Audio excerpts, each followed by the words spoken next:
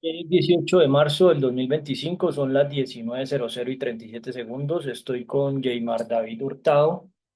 Yeimar fue uno de los participantes de la manifestación el día de hoy. Él está en la ciudad de Buenaventura. Él también fue participante de las manifestaciones que se dieron en el 2021.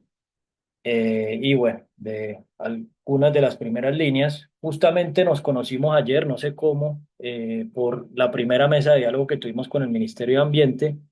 Hoy íbamos a organizar la matriz de lo que se tocó con la persona que nos reunimos, pero bueno, teniendo en cuenta lo que sucedió hoy con la gestión que hice en la tarde, voy a resumirle un poco que le comenté ya a Jaymar internamente qué sucedió. Lo primero que hice en la tarde fue llamar al Ministerio de Trabajo. Se solicitó una mesa de diálogo. Justamente voy a compartir aquí en la pantalla. Creo que luego vienen más personas, no que se cambió, no sé pues qué más ingrese, pero bueno, con lo que se plantea con Jaymar, algo que se habló es que pues no se tenía claro como un pliego de peticiones, aún pues cuando veo que esta manifestación es principalmente como el rechazo a que no se aprobó una reforma laboral y un apoyo a una consulta popular que convocó el presidente. Digamos que pues como que hasta ahí llega al alcance del problema.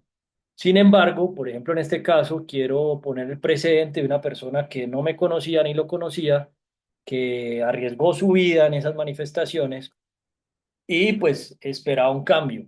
Entonces aquí ya me ves la pantalla, Jaymar. Sí, señor. Bueno, Imagino. aquí quiero dar un precedente de este documento, tiene la fecha del 17 de junio del 2021. Es una propuesta para la gestión del desempleo. Hoy llamé al Ministerio de Trabajo, aquí voy a compartir el documento, el enlace en el que ellos informaron el 18 de octubre del 2022 este documento oficial de ellos, que aquí en la segunda página, simplemente para dejar evidencia de algo que sucede a nivel histórico y tener un contexto. Entonces ellos dicen aquí, en este sentido ya se están adelantando las acciones institucionales necesarias para incluirla dentro de las bases del nuevo Plan Nacional de Desarrollo. Ellos hablaron en esa fecha que iban a adelantar las acciones institucionales y pues bueno, esto se presentó en las campañas presidenciales ya cuando finalmente Petro estuvo en el gobierno, pues esto fue lo que respondieron frente a esta propuesta. Ahora, lo que te voy a proponer, Jaymar, es lo que se ha hecho con muchas otras personas. Espero que en este caso, pues dado que hoy sacrificaste tu jornada de trabajo, no sé exactamente qué estés trabajando, para salir a manifestar, que pues para mí salir a protestar es básicamente perder el tiempo, pues nos toca a los ciudadanos por la ineficiencia de cómo funciona el Estado, perder tiempo y no remunerarnos para salir a protestar. Entonces, pues digamos que hoy hiciste eso. Aquí hay algo que te quiero dar el contexto de lo que se ha hecho hasta el momento. Y pues justamente hoy se llamó al Ministerio de Trabajo, pues porque el Ministerio de Trabajo planteó que lo iba a incluir en el Plan Nacional de Desarrollo. Ahora, de parte de los congresistas, absolutamente ningún congresista ni siquiera contestó eso. Por ahí medio Catherine Juinado respondió en su momento que ciertas iniciativas anticorrupción, que esto es una propuesta que se debería incluir allí en lo que se está planteando, que es hacer un simulador de recursos sociales, estatales y de recursos no renovables, que eso tiene que ver también con lo del Ministerio de Ambiente. ¿Por qué? Porque hoy, entonces, en este orden, llame al Ministerio de Trabajo que ellos tienen esa validación. Solamente los congresistas, la única que en algún momento planteó algo fue Catherine Juinado, pero luego salió con otro cuento, armar un escándalo, pues de mi parte en los medios que la acosaba y por otras personas y con personas que trabajan en gobierno digital y demás. Entonces, pues bueno, de todas estas propuestas, pues está esto para este tema en concreto y pues se solicitó al Ministerio de Trabajo hacer unas mesas de diálogo para concretar esto. Ahora, yo personalmente no he terminado, no he leído la reforma laboral, simplemente quiero poner en contexto una propuesta que se hizo que la verdad no tiene ni el rigor científico ni el rigor legislativo que se requeriría, pero pues es una base de partida que básicamente tiene 24 objetivos. Aquí lo que invito ya es que podamos, ojalá no sé cuando pues la revises, luego explicarla en tu caso para poner en la mesa de qué se trata esto, porque esto es importante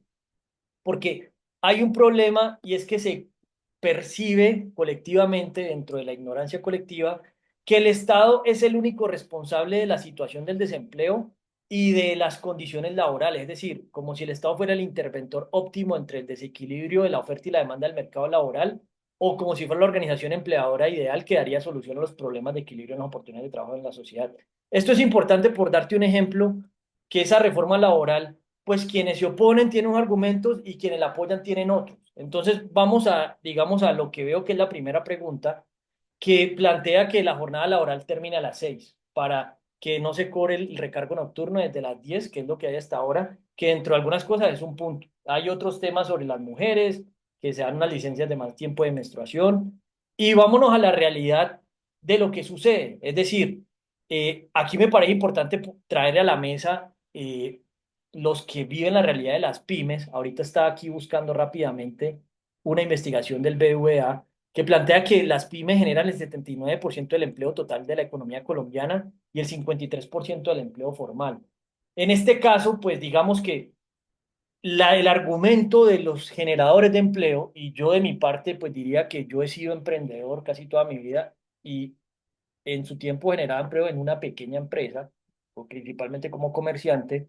Traté de ser empresario y no he podido, que eso un poco lo maneja la ANDI, que son las organizaciones más grandes, pero la realidad de las pymes es que incluso el tema de pago de impuestos y de la formalización, eso se vuelve un asunto muy complejo. Y si se, por ejemplo, si se incrementa, que eso es algo que hay que investigar con el mayor rigor y revisar qué hay en el punto, frente al desespero de un comerciante o cualquier persona, por ejemplo, se ponen condiciones laborales más rígidas.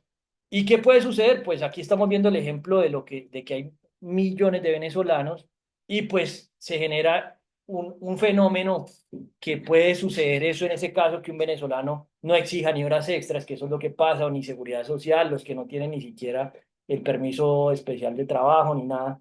Y pues eso es un argumento que es la parte opuesta. Ahora, ¿qué se invita en este caso? Por ejemplo, ¿qué hay en la mesa? Algo que hacen los norteamericanos que podría ser algo a considerar ya para aterrizar un poco en el contexto de lo que está sucediendo, y eso se llama Stock Options Plan, plan de emisión de acciones. Eso en Estados Unidos se ve, pero principalmente en las empresas de tecnología y en los altos cargos, que es darle acciones a los colaboradores. Entonces, una manera de poner ahí en la mesa, y no es que sea una obligación de la empresa, sino como promover un marco legislativo que permita que los colaboradores puedan emitir acciones que sean para los trabajadores, acciones mientras trabajan, por ejemplo. Entonces, de las utilidades pueden ganar algo más y pues si trasnochan y si hacen sacrificios especiales, pues van compensados. Un ejemplo, a las acciones. Ahora, ¿qué problema hay en Colombia? Que también estoy haciendo unos acercamientos con las cámaras de comercio, que la manera de registrar empresas y emitir acciones, eso es una burocracia y es un problema. Si eso se facilitaría, por ejemplo, poniéndolo en la mesa, pues diría que hasta muchos empresarios que ni siquiera lo ven así, una persona que se sienta parte, que la verdad de los empresarios que veo que habla de eso un poco, creo que es el exalcalde de Cali, Hermitage, que él dice que le da acciones a los empleados, no sé qué modelo tenga, sería interesante, Jaymar, vos que está en Buenaventura, pues mirar el hombre que hace, eso es una posibilidad, el cómo compensa a ellos, que he visto ahí que siendo empresario, pues toca el tema. Ahora, hoy hablé con una persona de innovación de la ANDI, de la Asociación Nacional de Industriales, le puse el tema en la mesa en medio del contacto de alguien. Eso, digamos que podría ser una discusión, porque digamos que puede ser una que propongo así, además de la propuesta, porque eso no está especificado en esa propuesta. Otra posibilidad que lo hablé con los de Acopi es algo que en Estados Unidos llaman los KPIs, que significa Key Performance Indicator, indicadores de claves de desempeño.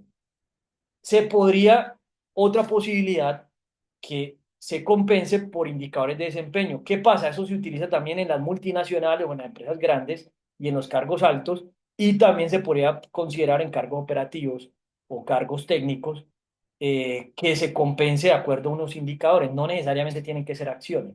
Entonces, si se trabaja de noche, puede ser una posibilidad que también no he visto que se discuta, porque de alguna manera, yo pongo un ejemplo, un negocio que haya que trasnochar y que la gente no llegue, pero toca tenerlo abierto. Y voy a poner un ejemplo, una panadería. Eso se vuelve un cargo altísimo y, o sea, el sacrificio que implica no cerrar y que no se venda nada, porque tampoco hace nada, pagar hora nalga, como se podría decir burdamente o coloquialmente, pues es una situación que pues podría incluso hasta llegar a considerarse los escenarios que podría ganar una persona más de lo que le pagarían por un recargo, ¿cierto? O sea, eso simplemente un par de hipótesis iniciales que simplemente quiero poner allí, además de el problema que hay de fondo, porque eh, a mí me parece también importante algo que se ha planteado con la Andy y con un servidor público que es doctor en ciencias administrativas de la Universidad Nacional de Manizales, que no me responde, es promover el emprendimiento corporativo. Eso también es un problema de paradigma con los empresarios, pero yo también creo que hay que pensarse en un gana-gana y compensar a las mejores personas y, por ejemplo, retenerlas. ¿En qué consiste el emprendimiento corporativo? Que, por ejemplo, a los empleados se les pueda proponer emprender dentro de la empresa y crear nuevas empresas dentro de la misma empresa. Eso se está utilizando sobre todo en las universidades y eso se llaman spin-off. Incluso se hizo una legislación al respecto, pero sobre todo para universidades. Eso también podría ser una posibilidad que se podría considerar. Y otro tema que me parece clave, que esto sí ya tiene que ver con esta propuesta, porque la realidad es que el fenómeno de sobrecargar a las empresas y tener un costo laboral alto, hay unas realidades que, por ejemplo, si comparamos la competitividad con otros países que sean más informales en la legislación, para exportar en realidad seríamos menos competitivos. Y, por ejemplo, con China y cosas así, que esos son argumentos de la otra cara de la moneda, porque pues en realidad estar, digamos, sometido siempre a la misma rutina, al mismo trabajo, es un punto. Ahora, ¿qué otro problema me parece que hay de fondo? Hay personas que son más conformistas que otras. El problema que yo veo es que la realidad es que no hay un sistema profundo de incentivos para quienes realmente se desean superar. Si una persona está, por ejemplo, en una realidad de un trabajo operativo que gane un mínimo menos, y no se tiene un sistema educativo que esté condicionado a ese proceso. Esto también es un punto que hay que, o sea, hay que promover que una persona aprenda más de lo que sabe para poder salir de donde está y que no tenga que recurrir al crimen. O sea, que eso es otro problema, que el crimen es un atajo, ponerse a traquetear o lavar activos. Eso es algo que en Colombia está la oferta y pues la gente lo hace. Ahora, ¿cuál es el punto, digamos, para sintetizar esta propuesta que tiene varios aspectos? El primer objetivo es plantear un sistema en el que se pueda generar parámetros sobre el perfil de una persona. Un ejemplo, ¿qué habilidades cognitivas tiene actualmente? ¿Qué habilidades manuales? ¿Qué habilidades de manejo de maquinaria, de manejo de sistemas digitales? Habilidades artísticas, habilidades de emprendimiento, ¿cierto? Y considerar cuáles son las deseadas para saber la persona qué desearía hacer, porque a veces muchas personas hacen cosas que no quieren hacer. Y yo he hecho ese ejercicio, por ejemplo, con estudiantes de policía, que están en la policía, y uno de ellos decía que él quería estudiar medicina. Y, por ejemplo, tengo una persona que está estudiando en la policía y no puede estar estudiando medicina porque no tiene cómo, y pues desearía hacer eso. Entonces, en gran parte esto me parece un punto importante, mapear eso con quienes consideren que le quieren reclamar algo al Estado. ¿Cierto? Y pues son varios parámetros, incluso qué deudas tiene. Y este tema del nivel de endeudamiento lo puse aquí y la tasa de interés porque Petro en su programa de gobierno, que yo me lo leí todo y saqué 106 preguntas, y aquí voy a hacer el mismo ejercicio con la reforma laboral, que la verdad no le he leído, pero pues de lo que propuso Petro, era hacer un banco para las víctimas del gota a gota. Y eso no se ha hecho, ni se ha propuesto, ni se ha hecho nada. Pero hay mucha gente que no sabemos ni cuánto es ni qué tasa de interés tiene. Esto es un punto importante también porque a los bancos también le he propuesto que en gran parte nosotros, gran parte de todos los trabajadores, tanto empresarios como colaboradores o empleados o como se les quiera llamar, o trabajadores o emprendedores, comerciantes, tenemos que gastar mucha energía para pagar intereses de las deudas que tenemos y para pagar impuestos. Eso es gran parte del trabajo que hacemos, lo que nos toca destinar. Y eso es un punto también a considerar que a los bancos se le ha propuesto cuando a mí me cobran que se haga un sistema que permita hacerle seguimiento a las finanzas personales de las personas y proponer cómo manejar mejor su dinero. Que eso también es otro punto, que hay una cultura de muy mal manejo de las finanzas personales. Y bueno, eso es otro tema ahí que está sobre todo esto que se considera. Pero bueno, el asunto con esto es que eh, lo que estoy planteando aquí es que esto es una violación al derecho humano 27. ¿Por qué? El derecho humano 27 plantea que todos los humanos, cualquiera, así sea una vaina redisparatada, diría yo, tenemos derecho a participar y disfrutar del progreso científico. ¿Qué pasa en este caso? cómo funciona el sistema, los métodos científicos. Se plantean hipótesis, que es algo que no se tiene certeza si es verídico o no, o si es pertinente o impertinente o no, o válido o inválido.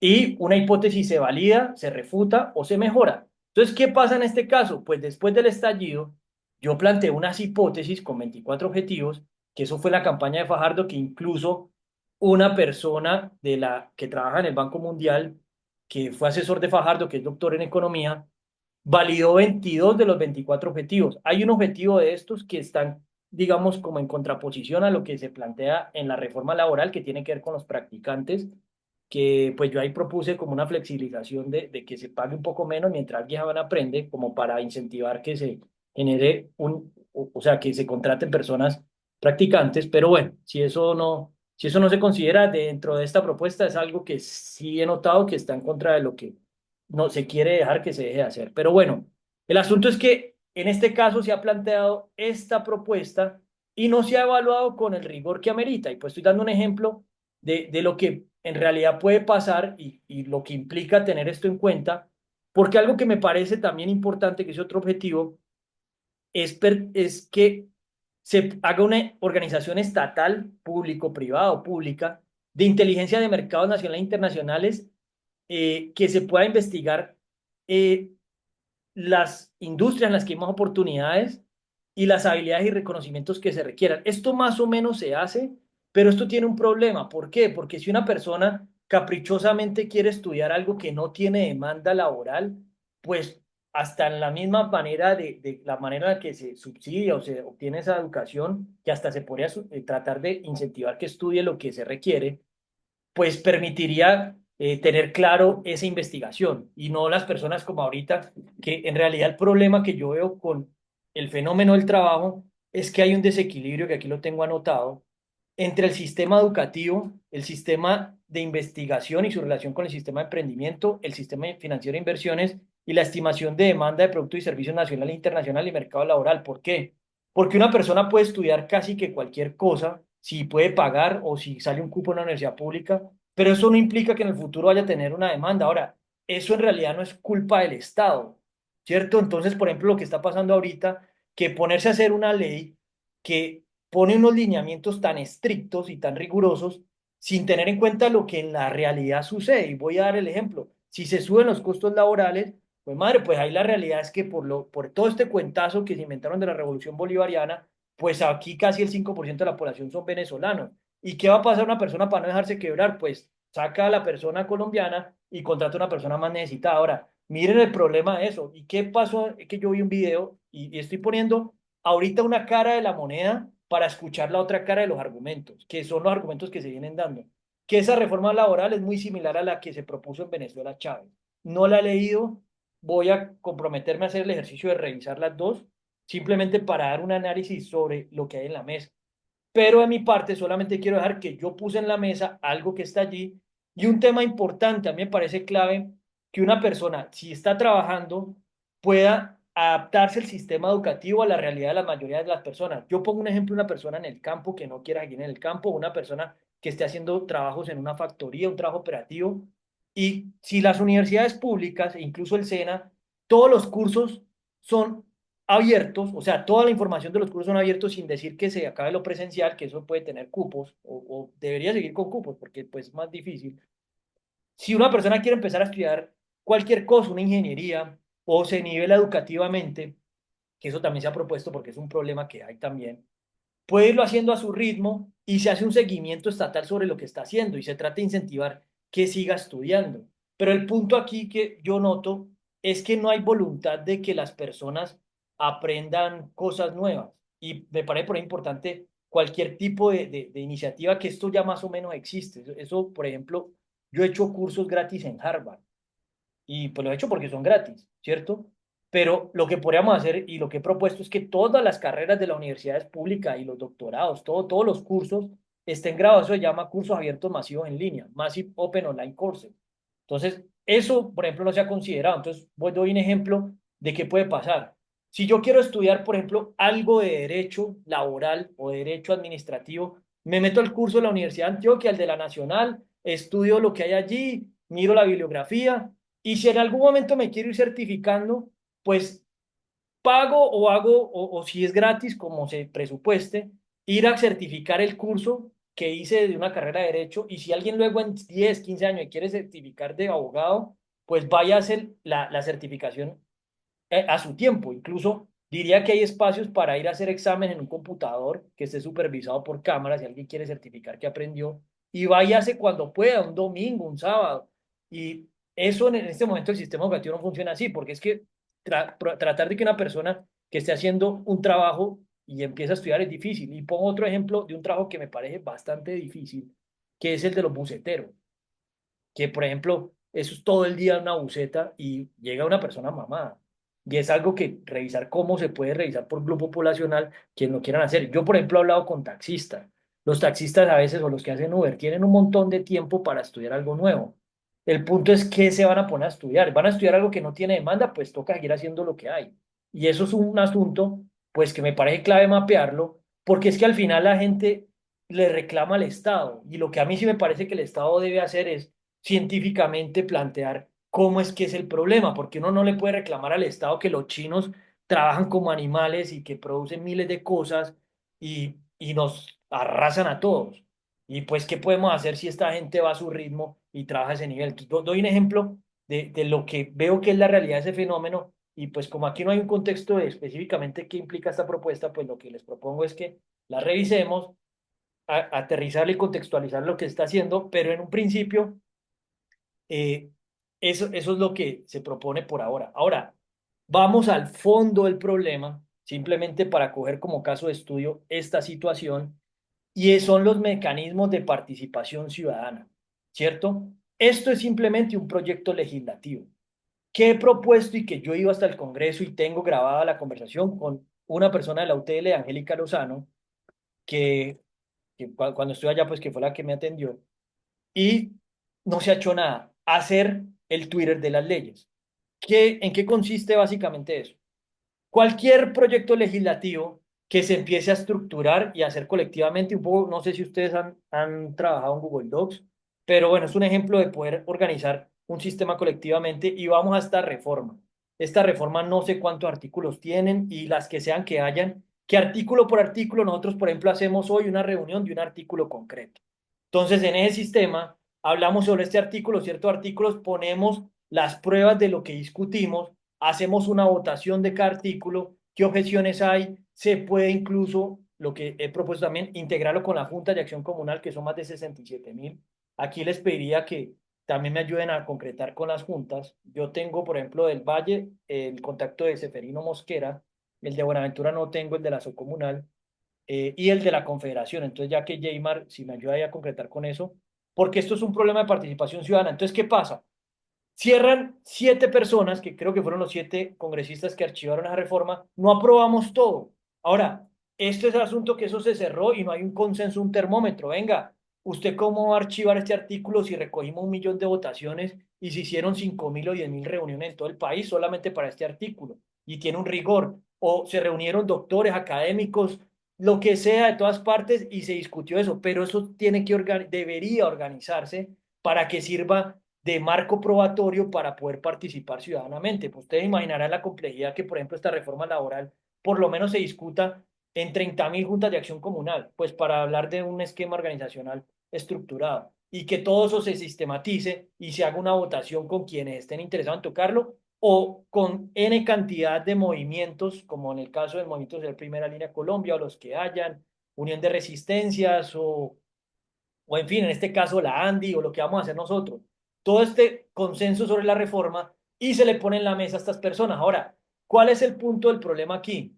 Que esos mecanismos de participación ciudadana, el presidente ahorita sale a decir que va a ser un mecanismo se me olvida el nombre, es que yo la verdad tengo mala memoria, de votación popular o no me acuerdo cómo se llama, no, votación popular, no, bueno, el nombre que tenga que me olvida. Esa vaina supuestamente cuesta entre 300.000 millones y 1 billón de pesos. El asunto es que incluso eso no especifica con detalles porque eso tiene que ser sí o no.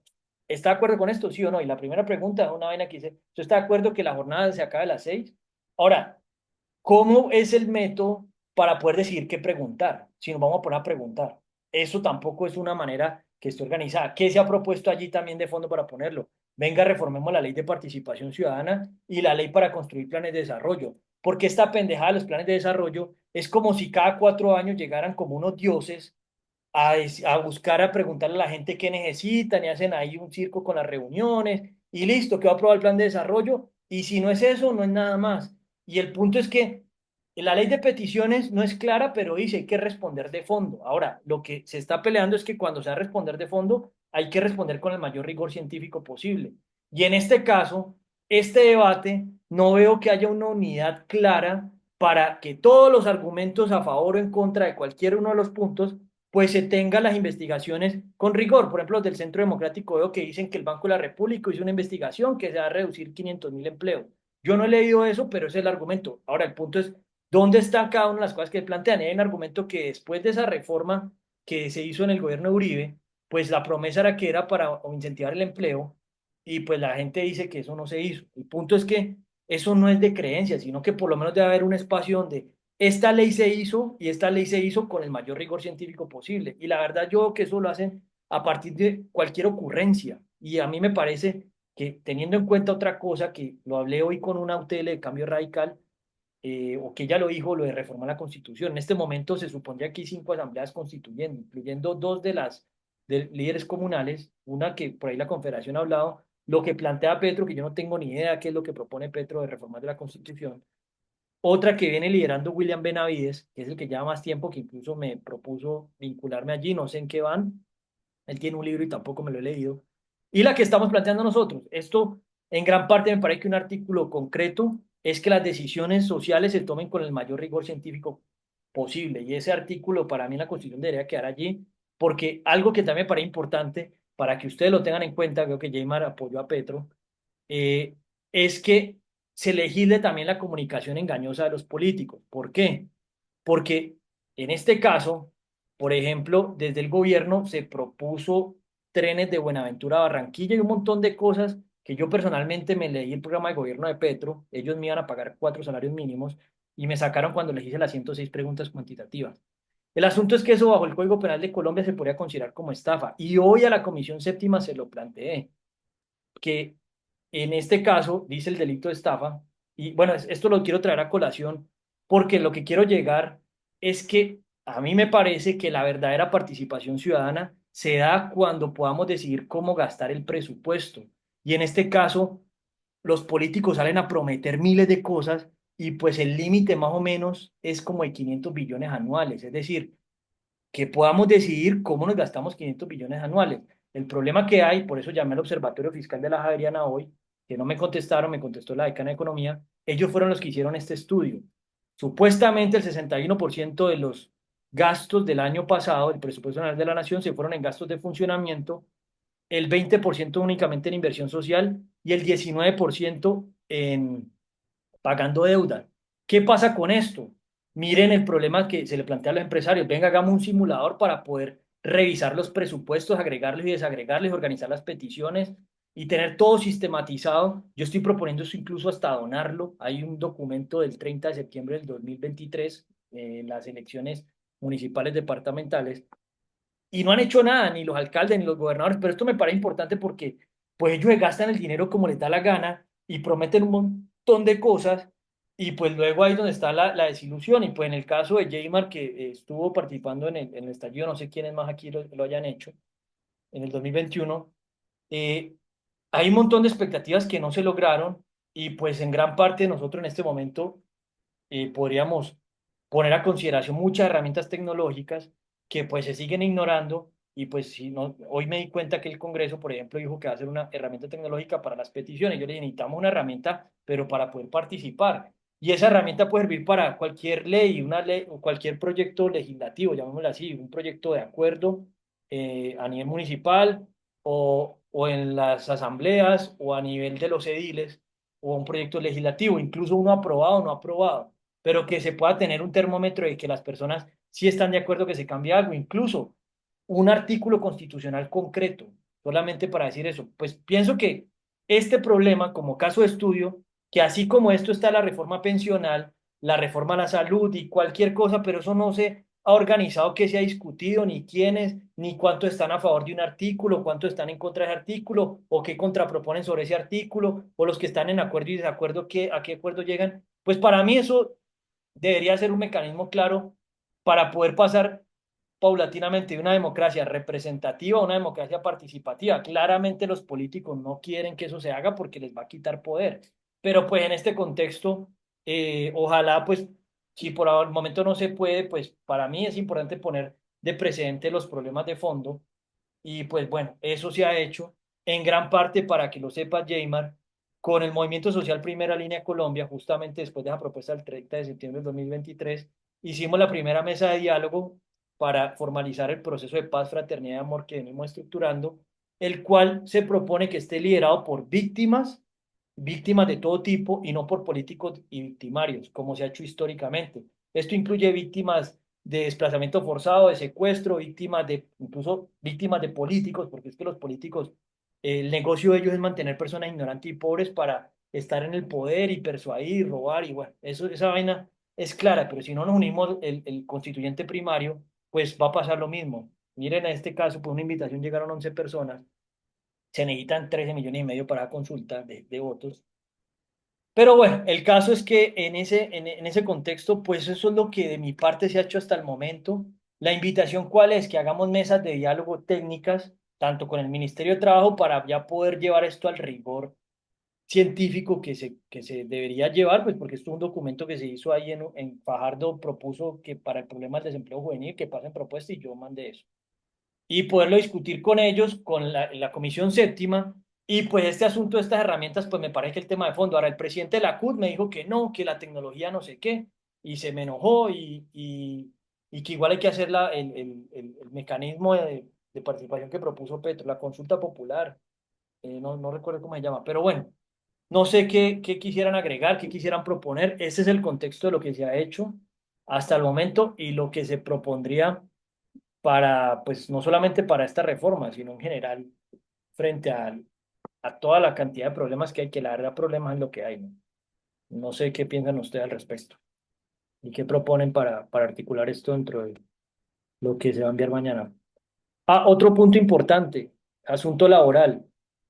En 2 días, o sea, el jueves, el 20 de marzo del 2025 se cumplen 4 años exactos de haber enviado una propuesta que incluso esa reunión la tengo grabada, me reuní con el vicepresidente de Asofondo, esto es un tema laboral que me parece importante ponerlo allí, que no nos llame hoy porque ese teléfono no sirve, no sé si es amigo a quién, para evaluar la sostenibilidad del sistema pensional.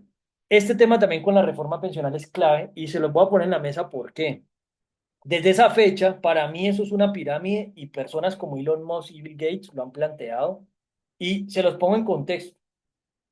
Si una persona ahorra más o menos el 10-12% de lo que gana mensual, 10 o 15 o lo que sea, pues digo por los rangos globales, y vamos al 10 uno en 10 meses ahorraría lo que gana en un mes, ¿cierto? Más o menos, si ustedes revisan en 10 años, uno puede recaudar más o menos 1 o 2 años de trabajo. Ahora, ponga más o menos el contexto, el tiempo que uno dura pensionado, si lo que alcanza a acumular, aun cuando eso lo pongan en la bolsa y demás, si eso realmente es sostenible, aun cuando sea privado o el otro régimen que es todavía más complicado, si eso es sostenible. ¿Qué se ha propuesto?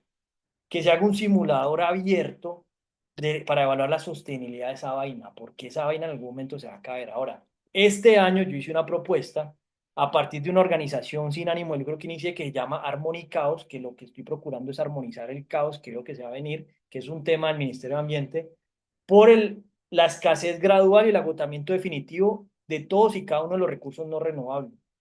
En ese documento se plantean varias hipótesis que saqué con la inteligencia artificial y bueno, según esto, la deuda mundial es de 324 billones de dólares, la deuda de Estados Unidos es de 36 billones y según la OCDE hay 63 billones de dólares que son los fondos de pensiones. Yo no sé si eso es el dinero de solo los países de la OCDE o el dinero del mundo.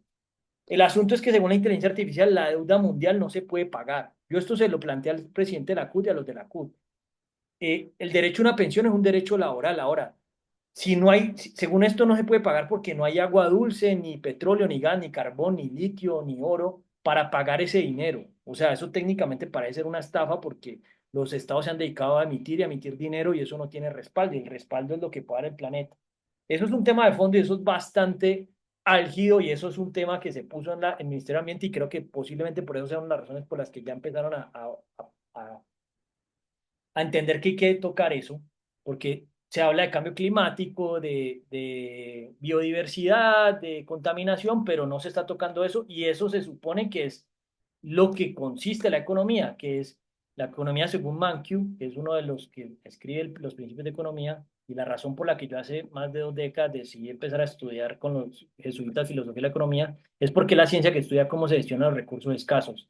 Entonces, en este caso, si hay millones de personas, y diría billones en el mundo, trabajando y cotizando a pensión y esa vaina es una pirámide y se cae, yo creo que eso es mejor abordarlo ahorita a que las personas sigan ilusionadas con esa vaina. Ahora, mucho más agravante lo que hace Petro, que es a quienes no cotizaron, que eso es una situación muy complicada, o sea, es un problema caótico, les está dando dinero para pues ayudarlos, situación que es complicada y bueno, hay una propuesta que hasta pensarse en hacer unos centros de dignificación pensional, porque más que darle dinero a una persona, si se quedó, pues por lo menos un lugar donde haya economías de escala de enfermeras y algo que puedan unir, si una persona no tiene cómo sostenerse, que se pueda demandar a los hijos o personas hasta segundo grado de consanguinidad para que ayude un adulto mayor que no tenga cómo sostenerse.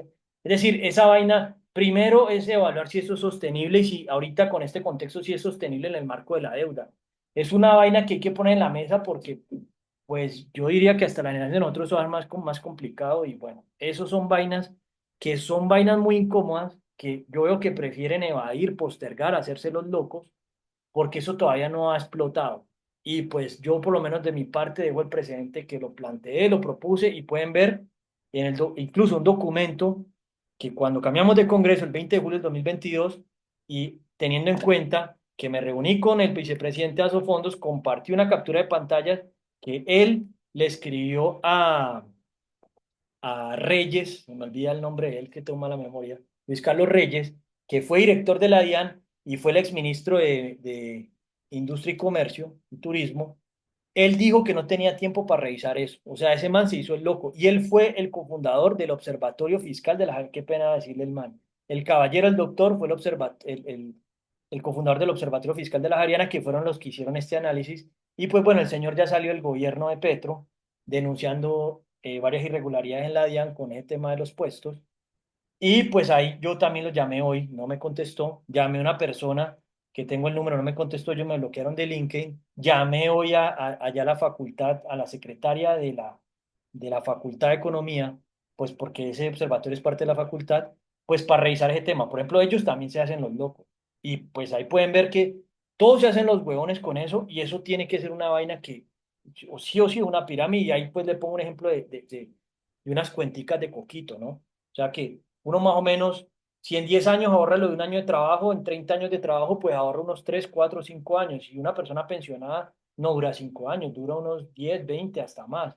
Y pues yo no sé esa vaina, pero eso en algún momento va a caer. Algunos análisis plantean que eso en Francia, España y Chile ya se viene cayendo. Y pues bueno, eso es lo que ha planteado hasta el momento. Qué pena ahí haberme extendido, pero bueno, no sé qué más quisieran agregar para poder que esto que estamos hablando pues escale con todas estas organizaciones y pues pongamos en la mesa y evaluemos con el mayor rigor científico posible, porque eso es un derecho humano. Y pues como le dije a Heymar, esto se protestó, pero pues yo no veo un pliego de petición y pues por lo menos dejemos algunos. Yo en casi todas las protestas que he visto trato de levantar un pliego de peticiones y pues esta no será la excepción, ¿no? No sé qué piensan ustedes, qué proponen, qué dudas, hipótesis, objetivos, problemas. Los y las escucho.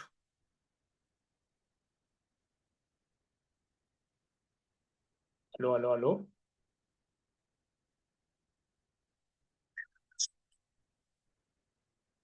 Sí, sí, pues no sé.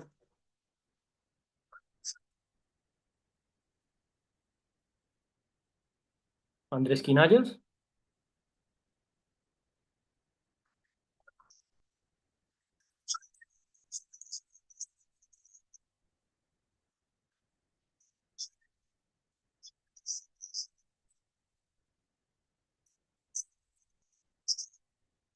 Me gustaría que ahorita la parte de la compartir pantalla volviéramos a revisar el documento un poquito más minucioso, un poquito más lento, para que podamos leer muy bien exactamente.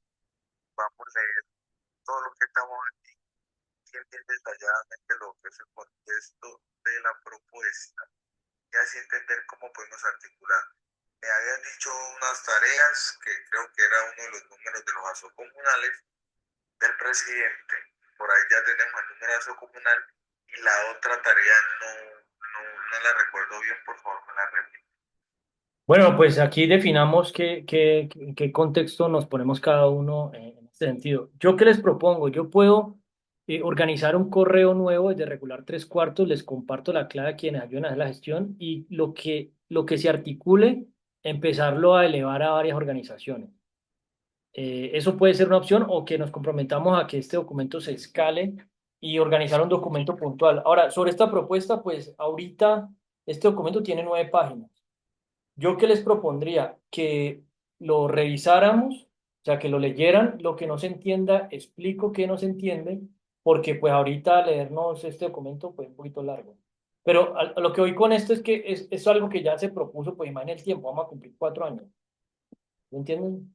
Marzo, abril, mayo, junio, ya en 3 meses se cumplen 4 años, para que se pueda analizar esta propuesta. Pero básicamente aquí lo primero que se hizo es tratar de plantear y el punto con esta propuesta es que tiene términos pues un poco técnicos desde la forma en la que se analiza los economistas. Entonces eso también es necesario explicarlo y pues por eso me parece clave que le den una revisada y luego se explica. ¿Sí me entiende? Como las dudas de lo que hay allí. O organizamos una sesión específicamente para explicarlo en el caso de cada persona, después de haberlo leído, que es el ejercicio que he hecho con el documento. No sé si les parece bien. Lo podríamos hacer, no sé, mañana o cuando les parezca bien. Porque este documento, digamos que de cara a las personas de los gremios y la CUDIEM, pues es un tema que posiblemente ya lo entiendan mejor. Pero si cogemos un contexto aquí nuevamente más reciente y que incluso me parece pertinente actualizarlo y mejorarlo, teniendo en cuenta pues que casi después de 4 años es un asunto que promovió una manifestación, ¿no? No sé qué tal les parezca. Y sí me gustaría escuchar a la persona que dices que conoce el fenómeno del empleo, del trabajo. Carlos Andrés Palacios es gamer. Sí, te escuchamos. Bueno, yo sí tengo una pregunta. Después miramos el tema más en detalle. ¿Por qué las reformas laborales que se están planteando en Colombia no son graduales? Es decir, porque, por ejemplo, horas extra afecta al microempresario. El microempresario es más afectado, pero Postobón y las grandes empresas de este país no se ven afectadas porque ya tienen sus recursos. Entonces, ¿por qué no se propone una reforma laboral gradual? Es decir, horas extras pagan los grandes, los pequeños que, porque aparte de ser abogado también soy empresario. Sí, completamente de acuerdo. Eh, incluso, pues no sé, yo diría que hasta en las pymes más que gradual, eh, sea un sistema que se considere con indicadores de desempeño, porque es que tampoco en las pymes hay cultura de indicadores de desempeño. Y créame que yo lo viví, uno de los últimos negocios que tuve, por ejemplo, un simulador de un arcade de realidad virtual en los centros comerciales que te tocaba pagar un arriendo carísimo y finalmente me tocó trabajar con venezolanos y así, por ejemplo una hora nocturna en ese negocio, si eso me tocara pagar todo, esa vaina no me servía para nada, me quebraba y tampoco pagaba licencia, o sea, poniendo un ejemplo de una realidad de algo que me tocó vivir y me tocaba manejarlo a mí y o sea, era todo un problema y esa es la realidad de muchas cosas, tiendas, panaderías y eso es lo que no se entiende, porque es que, o sea, los que están negociando, principalmente para mí, ahí por eso invité incluso a Fenalco, porque Acopi está allí y Fenalco pues está un poco más ligado a los comerciantes, que los comerciantes son un poco más informales. Me parece que hace falta la representatividad de las empresas más pequeñas, empresas de menos de 5 personas o menos de 10, y que se proponga algo allí. Pues por lo menos en Colombia está el modelo del régimen simplificado, que eso pues es una ventaja que permite no pagar IVA. hasta cierto monto. Pero sí me parece importante poner en la mesa lo que dices, gradual y otros modelos que se adapten a la realidad de las pequeñas empresas, porque pues no sé si en tu caso que estás allí, pues el asunto es que uno para sobrevivir, si las personas de Colombia no les puede pagar y hay venezolanos dispuestos a trabajar por menos, pues qué más se haría? Dejarse quebrar porque no está, pues ese es algo de lo que la mayoría echaría mano y sería otro problema. Y por eso también he planteado que lo que pasa en Venezuela, eso es un problemota para Colombia. Porque pues imagine que esa es también la realidad y a veces no se tiene en cuenta eso, ¿no? Y pues yo veo que si seguimos en un país que el Estado gasta más de lo que puede, eso lleva a una hiperinflación y luego nos toca salir todos del país. Y yo ya lo viví y cuando uno va para otro país eso lo humillan y eso es un rollo. Y eso pues que era Estados Unidos, ¿no? Que yo, de hecho, hace 2 años yo estaba secuestrado allá en un centro de detención pidiendo asilo. Pero bueno, no sé, sí me parece pertinente el asunto de la gradualidad y que se tenga la vocería de los pequeños negocios porque es que aquí hay otro problema, Carlos. Los pequeños negocios son muy desorganizados no hay credibilidad en la gremiación. Entonces, por ejemplo, Fenalco hablarán algunos de los que están un poquito menos desorganizados, pero los más pequeños ni les importa o se hacen los locos o simplemente apoyan que no. Y pues no sé cómo lo veas también, ya que tienes esa experiencia. Sí me parece importante poner eso en la mesa. Fíjate, el código laboral, ya son de oficio, pero muchas cosas que eran en ese momento eran así. Si no es que lo dejaron de hacer así, ¿por qué no nos vamos a decir mentiras?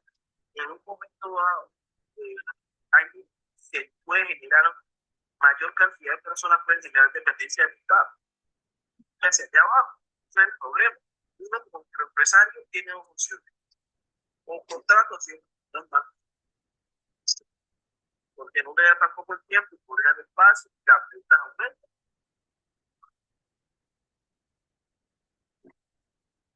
Sí, sí, es completamente. La última parte escuché un poco mal, pero Y pero yo estoy en la calle. no sé si les parece bien creo otro enlace porque se va a cortar en 15 minutos para poder continuar o cerramos aquí en 1 hora. David, yo quiero hacer una pregunta al compañero. Disculpe. Sí, señor, lo Dale, escuchamos. Carlos, dale, dale.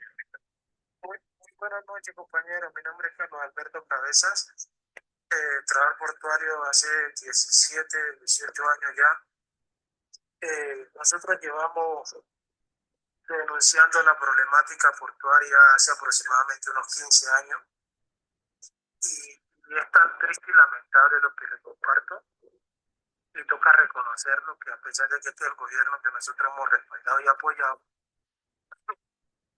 ha sido más difícil avanzar en cuanto a nuestro tema. La precarización laboral en los puertos es algo horrible, compañero, y cuando digo horrible me refiero en todo el ámbito de que una persona que trabaja 20, 30 años cuando va a mirar no tiene ni siquiera por lo menos unas 20 horas semana, perdón, cotizadas. Y eso se ha venido denunciando en los gobiernos y los gobiernos y los gobiernos. Y desafortunadamente, como leí anteriormente, el único que no hemos podido avanzar en el gobierno amigo. En los llamados gobiernos de derecha, a pesar de todo, nos escucharon, a pesar de que no se avanzó. Y ahorita que nosotros pensamos que era nuestro momento, nuestro espacio, ha sido, o sea, yo diría que no voy a decir imposible, pero más difícil para que nos escuchen, compañero. Me gustaría que eso lo tuviéramos en cuenta para una próxima convocatoria, una próxima reunión, para mirar con quién podemos hablar, qué podemos hacer, porque la situación en los puertos en Colombia, no solo en Buenaventura, en Colombia, es bastante lamentable y es una actividad que se sostiene sola.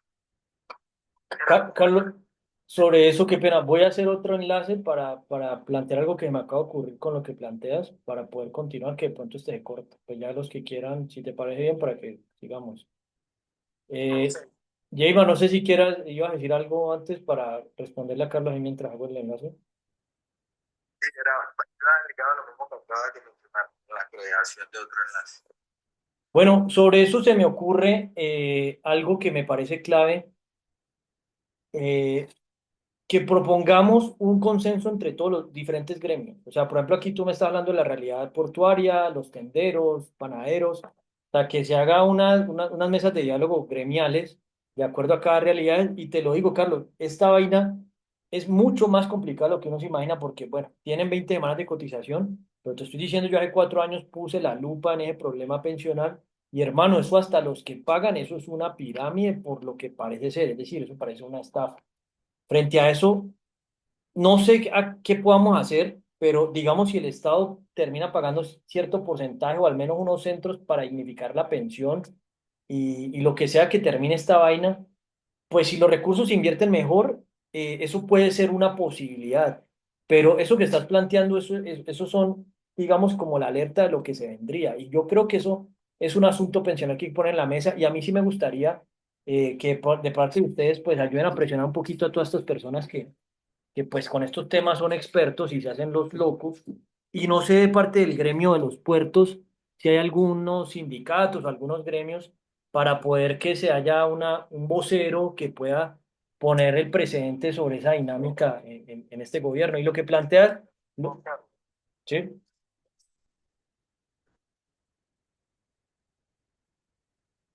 Para poder revisar qué se puede hacer en ese problema concreto con ustedes. Y deben haber más gremios iguales, los mineros, campesinos. Eso si no lo unificamos, va a ser muy complicado porque evaluemos que la CUT, por ejemplo, pues no agremia a todos los grupos poblacionales y pues si se plantea el presidente con la CUT, también para que lo pongamos allí en contexto. Ahora, ¿yo qué infiero de lo que pasa con el gobierno de Petro? El gobierno de Petro, como prometió tantas cosas, ilusionó a tantas personas, tiene un encarte de expectativas que frente a eso, pues no sabe ni qué hacer, porque pues ahí pueden ver, pues yo se lo decía a Jaymar hoy, pues si el país recauda 500 billones al año, pues hay que ver qué puede hacer con 500 billones, y frente a eso, pues es un tema que hay que poner en la mesa, venga, ¿cómo nos estamos gastando el dinero de todos? Porque en mayor o menor medida, eso es lo que todos estamos aportando en conjunto, tanto grandes contribuyentes como pequeños, y pues yo creo que eso sí le deberíamos meter la lupa, y qué hacemos con el problema pensional, ¿no? Porque no sé de fondo cuál es la problemática específica con el gremio en el que estás. Entonces, en ese sentido, te propondría si convocas a una posible reunión con los del gremio o si me da el contacto alguno para que hablemos sobre ese tema puntual y lo incluyamos en todo este proceso y lo vinculemos allí. Yo te pongo en contacto con otros líderes a ver cómo nos vamos tejiendo. No sé si te parece bien. Ahí les compartí el enlace en el chat. Cópienlo antes de que se cierre porque después no lo pueden ver. Cópienlo ahí antes de que se, se pegue la llamada. El enlace lo enviaron por aquí por el grupo. En el chat lo envié. O bueno, te lo voy a enviar allí. Ahí está en el chat de esta llamada. Pero te lo voy a compartir por interno igual. O les envío mi WhatsApp y me escriben allí pues también para mandárselos. El señor levantó la mano y se fue. No, no sé si se salió, Jaymar. ¿Qué pasó? ¿La que metió la otra llamada? Antes de que se salga la llamada, gente de Santander hay aquí, por favor.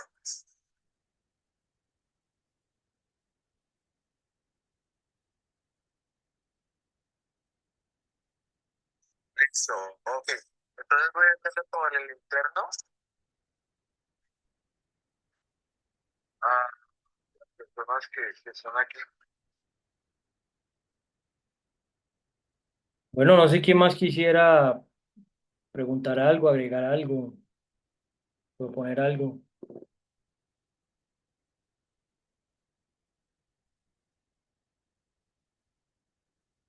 Jaymar, ¿vos conocés a la persona que se salió?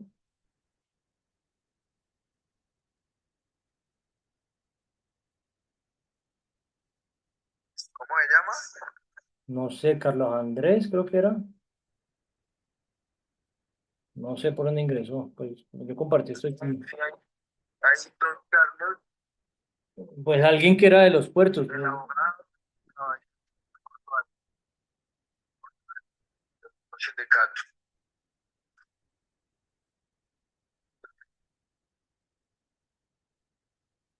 David, pero yo estoy aquí, Carlos Casa está aquí, tranquilo.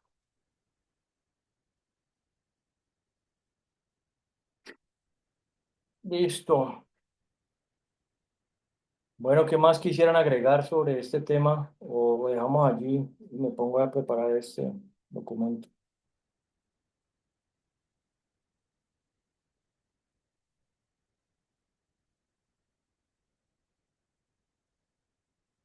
Ustedes me dirán, ¿quieren que toquemos algo más o me pongo a preparar el documento? Pues si no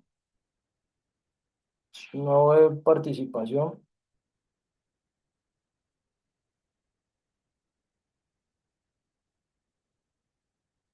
¿Qué dice Jaymar al respecto? Sí, yo creo para entrar ahorita en la otra. Pero las otras personas vienen porque ninguno está hablando, pues están saliendo. Eli, Carlos Ya, Alberto. ya se va a terminar la reunión, pues. Sí, Bueno, miremos a ver quién más ingresa allí. Si no, entonces definimos en la otra qué compromisos hacemos. ¿Listo? Yo he entrado a la otra, de pronto se salieron para entrar allá.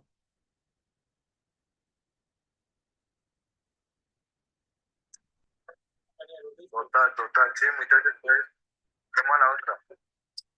Bueno, muchas gracias. La verdad yo quería preguntar muchas cosas, pero como entré un poquito tarde, entonces no alcancé a explicar bien. Me disculpan ahí. No, pues Excusas. preguntan el otro enlace, Doctora, no hay problema. ahorita,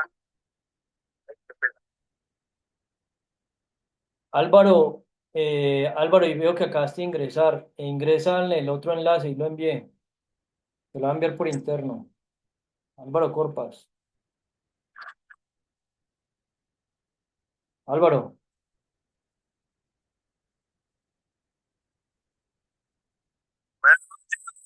buenas noches. Ahí te envié el otro, ahí envié el enlace en el chat del otro que esta ya se va a cortar. Igual te lo voy a enviar por interno. Bueno, bueno, aquí vamos por cerrar a las 19:58.